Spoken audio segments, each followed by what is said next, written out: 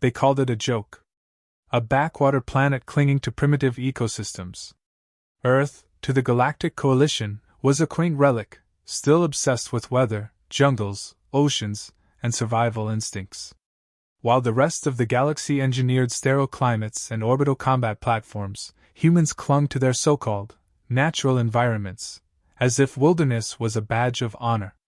The Coalition military brass laughed when Earth proposed hosting the next joint combat simulation in one of its planetary zones, an old rainforest basin still teeming with predatory life, volatile atmosphere pockets, and electromagnetic storms that rendered standard drones unreliable. The laughter turned to sneers. Earth's ambassador didn't flinch. He simply said, "If your soldiers want to test strength, bring them where survival isn't simulated." So the Coalition agreed, more for mockery than seriousness. Let the primitive species show off its wildlands. They sent 12 elite regiments. Battle-hardened veterans from the amphibious Scaril, the cybernetic Varix, and even the psionic Thressery. These weren't rookies. They were specialists, conquerors of harsh moons and irradiated asteroid fields. They came in armored dropships, scanning terrain in real time. All data said the same thing: dense biomass, thick canopy, unpredictable humidity bands, and seismic readings that spiked with no pattern. Weather shifted in sudden bursts, thermal plumes, static storms, animal migrations. It was messy. Primitive. Perfect for showing humans how real soldiers adapted. From orbit, the jungle was a rolling sea of green. From within, it was a labyrinth of movement and noise. The moment boots touched down, the Coalition units began cataloging faults. Comms degraded rapidly, thermal scans were muddled by the sheer density of life, and radar pinged constantly, sometimes from trees, sometimes from shifting Earth. No two sensors agreed on what was 5 meters ahead. Command dismissed these as anomalies. A few local hazards. So what if a few drones went silent? The real objective was simple: establish forward bases, demonstrate control, and push through 80 kilometers of terrain in 72 hours. Standard exercise. The first days seemed routine. Small losses chalked up to wildlife or environmental misreads. A Varic unit reported one trooper missing after venturing near a ravine where magnetic readings spiked. A Scaril squad claimed they found strange totems, scratched bones tied with vine fibers, but local fauna was assumed responsible. Then a Thressery scout experienced neurological echoes, disturbances in their psionic net that made it feel like they were being watched from behind, always. The mind doesn't lie, their commander noted, but still blamed stress. Earth's humidity disrupted even thought waves. By nightfall, 3 separate patrols hadn't checked in. Dispatches from command went unanswered. The Coalition hadn't yet realized it wasn't the jungle fighting them. Not entirely. Day 2 patterns shifted. Not nature. Behavior. A Varic fire team stumbled upon one of their own units strung up 20 feet off the ground, silent and unconscious. No blood. No evidence of a firefight. Just a symbol carved into a nearby tree. It wasn't alien. It wasn't animal. It was human. Not language, but message. Deliberate. Jungle silence grew heavier. The further units moved, the more equipment failed. Mechs refused to start. Weapons jammed. Anti-grav boots failed mid-jump. It was subtle at first, just enough to be frustrating. Then one Thressery regiment vanished in totality. Gone. Every trace wiped, their beacon hacked to play a single human voice. Don't look up. They're in the canopy. Panic didn't erupt immediately, pride delayed it. But whispers began to spread among alien officers. That this wasn't an uncontrolled wilderness. This wasn't just a jungle. This was a cage. Something was watching. Something that understood their tactics and moved between the trees like they weren't there. The Coalition High Command sent in atmospheric scans, satellite overlays, and fast response reconnaissance drones. Most were lost within hours. The few that returned showed nothing conclusive, just layers upon layers of heat signatures blending with the environment, as if nature itself masked intelligent movement. No humanoid shapes, no enemy encampments. Just shifting green. Alive. Breathing.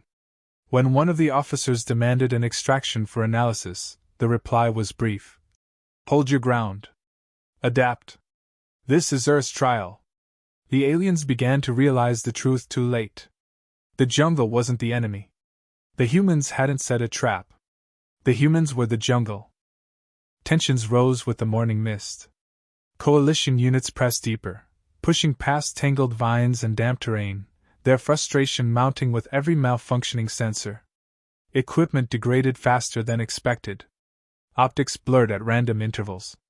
Weapon calibration drifted without cause. Even timekeeping devices faltered.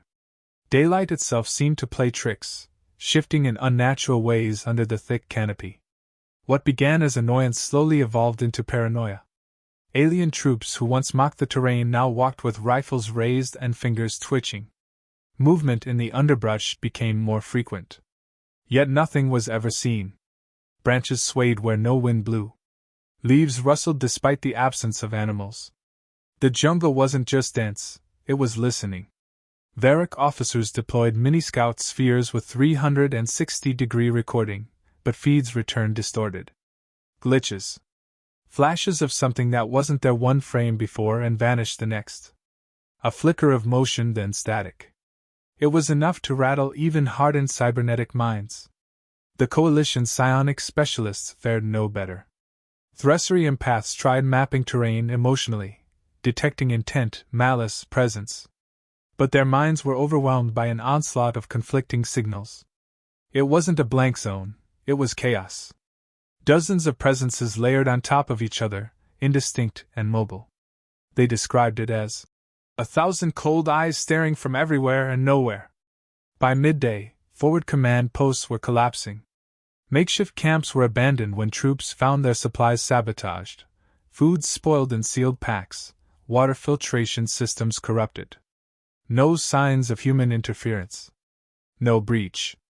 Just results. The jungle was compounding their errors, accelerating fatigue. One squad awoke to find their perimeter sensors neatly stacked in a pile beside the commander's cot. No one saw who did it. Cameras only showed static during the hours in question. Reports funneled upward, but coalition generals dismissed them. Stress hallucinations, they insisted. Jungle madness. Orders came down, complete the route. No retreat. Regain control. Demonstrate dominance. The aliens obeyed, but their confidence was gone. An amphibious scale unit, known for their keen auditory sense, picked up an unnatural rhythm echoing through the undergrowth. Not animal. Not environmental. Footsteps, patterned, circling. They deployed an infrared web to triangulate. It returned only one ping. A humanoid standing still, staring directly at them through the foliage. The instant they moved to engage, it vanished. Not fled. Vanished. Seconds later, their rear guard screamed, 4 soldiers incapacitated by tranquil darts that bypassed armor. No one saw who fired. No thermal trail. No exit path. Coalition squads began to mistrust each other. Interspecies alliances crumbled under the strain. Orders were delayed or misinterpreted. Radio chatter grew fragmented. One unit received coordinates for an extraction rendezvous. When they arrived, they found no ship, only the remains of an alien beacon tied to a tree with a primitive human-made knot. Scratched into the bark beneath. Wrong turn. Psychological fatigue set in. Rest cycles were abandoned. Troopers slept in shifts, waking at the slightest noise. One Thressery soldier broke entirely, clawing at her own helmet, insisting something had spoken to her from beneath the earth. When restrained, she whispered a phrase in a Terran dialect she couldn't have known. They're beneath us.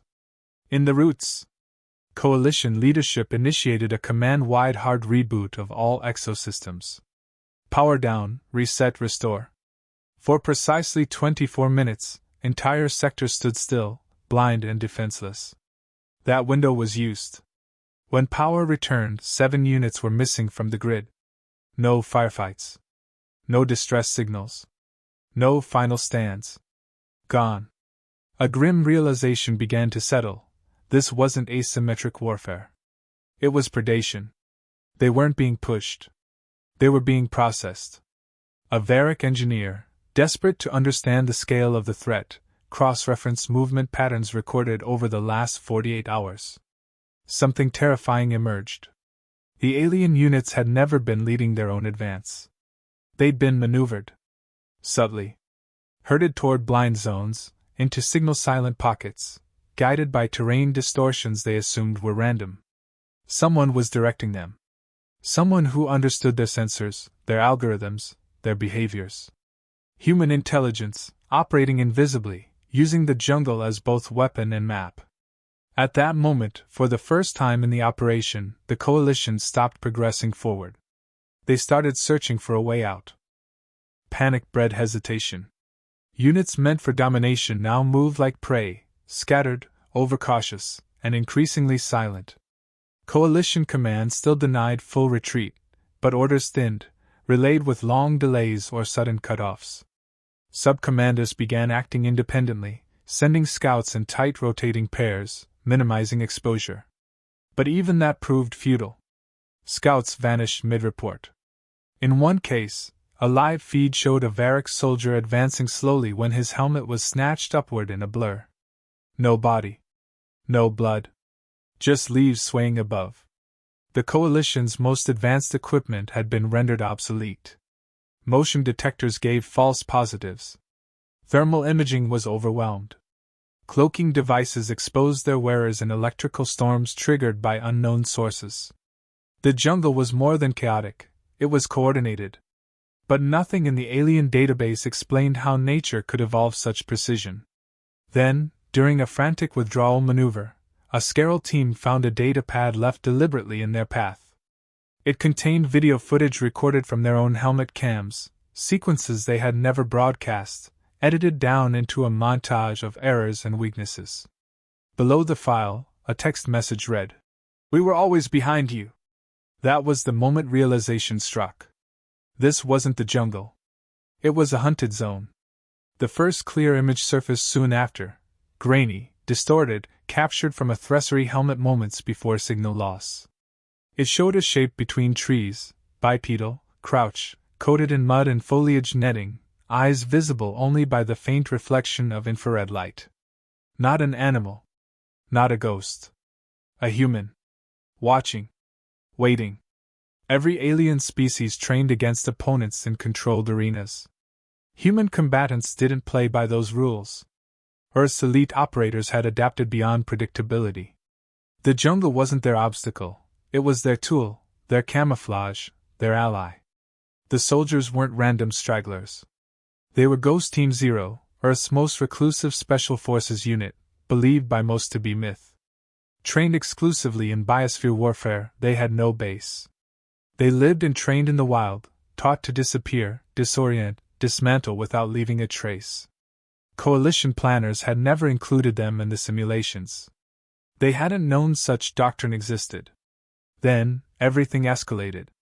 At precisely 0300 planetary hours, 6 alien squads lost all comms simultaneously.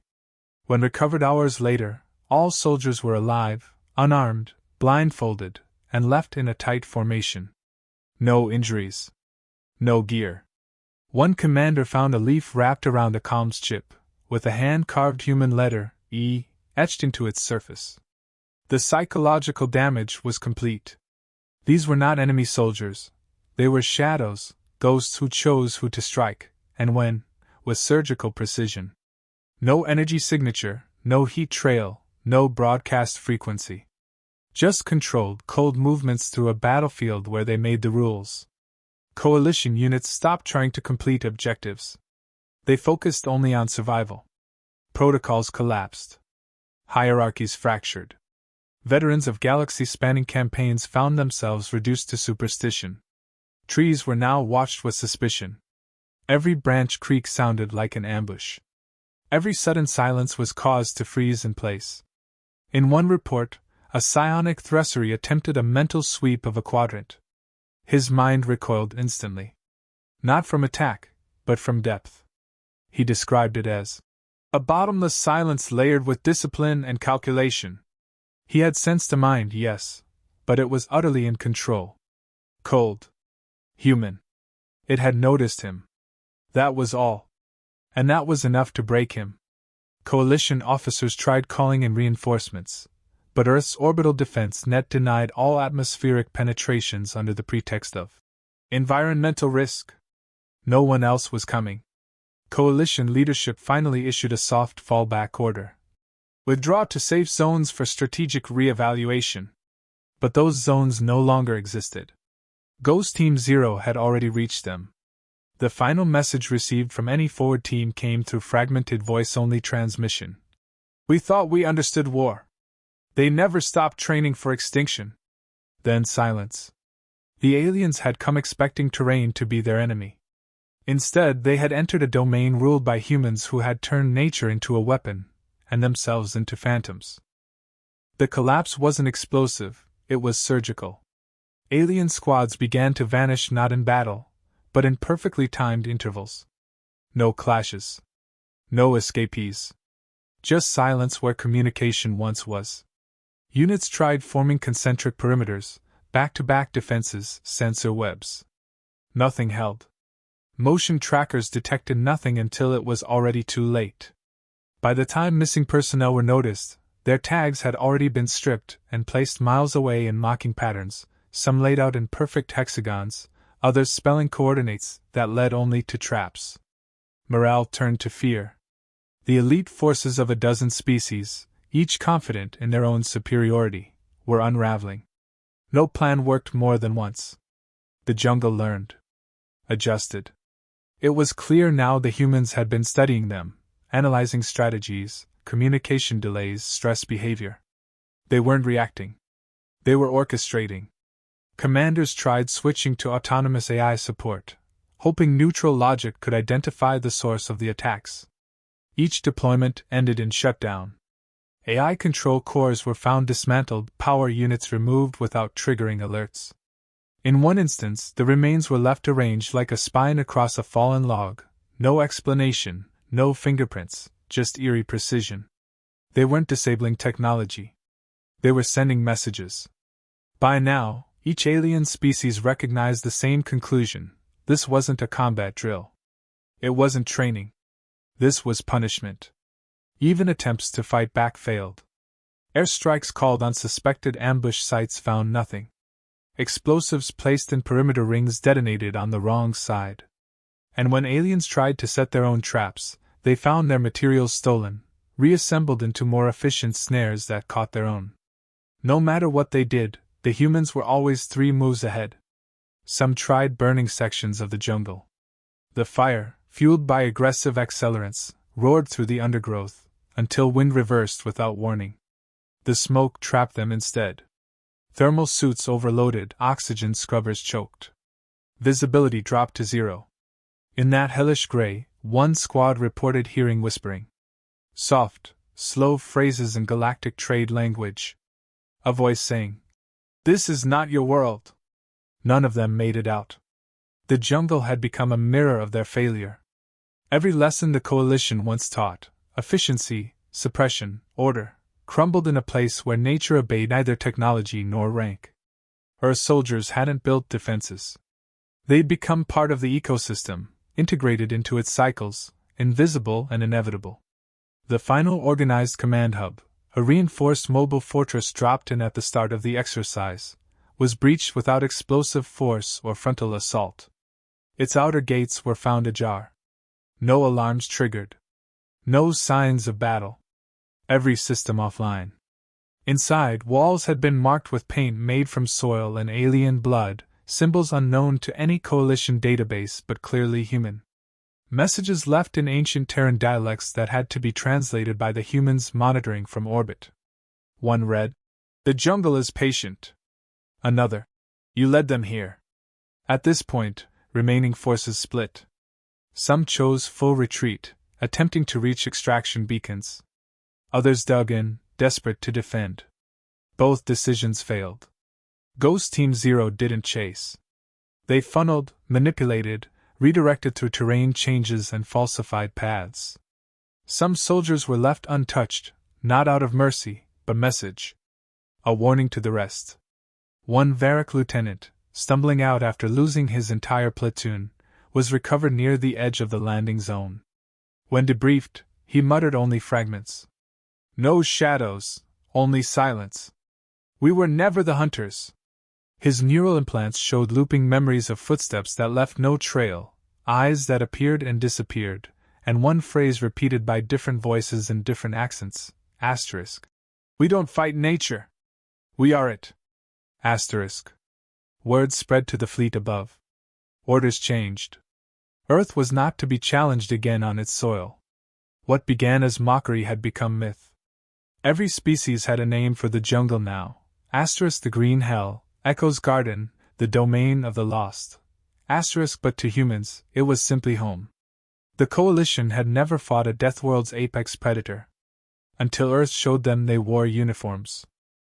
Survivors were few, and none spoke with pride. What returned to the orbiting fleet were fragments of soldiers, physically intact, mentally hollow. These weren't warriors anymore. They were witnesses. Some refused to remove their helmets, whispering that the jungle had learned their faces. Others clutched broken gear as if it were sacred, the last relic of an ordered reality shattered beneath foliage and silence. Recovery teams noted an unusual consistency. None of the survivors had seen a human clearly. Just the aftermath. Tools missing. Messages etched in bark. Weapons disabled mid-fire. They hadn't been attacked. They had been dismantled. The Galactic Council convened immediately, hoping to control the narrative before the incident triggered widespread fear. But containment proved impossible. Ghost Team Zero hadn't just won, they had left a trail of evidence meant to be found. Coalition databases were breached with surgical precision, uploading logs, helmet feeds, and intercepted internal chatter. Files surfaced showing officers joking about Earth's backward terrain, mocking its combat value, ridiculing the idea that a jungle could hold military relevance. All now public. All damning. Worse, Earth didn't deny the operation. They released no official statement, no ambassadorial address. Instead, a short encoded message circulated through secure Coalition channels. No watermark. No declaration. Just one sentence. You were guests. We were quiet. It wasn't a boast. It was a reminder. Speculation turned to debate. How had a species with limited galactic exposure mastered anti-technology warfare? How could their operators outperform centuries-old elite units in terrain considered obsolete? One by one, the old assumptions unraveled. It wasn't technological superiority. It wasn't raw aggression. It was psychological warfare, evolved under pressure no other world imposed.